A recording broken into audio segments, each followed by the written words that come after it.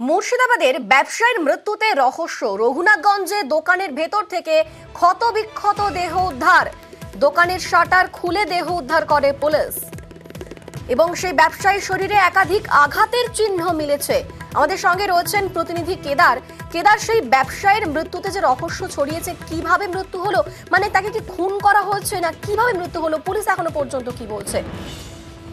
দেখো, আজ সকালবেলায় রঘুনাথগঞ্জ থানা খাইরাপুরে একটি দোকানের ভিতর থেকে রক্তাক্ত অবস্থায় এক ব্যবসায়ী মৃতদেহ উদ্ধার হয়। মৃতদেহ উদ্ধার হয়ে গিয়ে শান্তি অফিস হয় সেই খাইরাপুর এলাকাতে। ঘটনার খবর পেয়ে রঘুনাথগঞ্জ থানা পুলিশ সেখানে যায়। যাওয়ার পর বডিটি উদ্ধার করে জয়পুর হাসপাতালে নিয়ে আসা হয়েছে এবং ময়নাতদন্তের পর দেখা যাবে যে কি কারা মারা গেল, কে মারা গেল সে বিষয়ে তদন্ত নাই বন্ধ রয়েছে পুলিশ। পোস্টমর্টম রিপোর্ট এলেই বোঝা যাবে কে বা কারা মেরেছে। বেশ, ধন্যবাদ কেদার।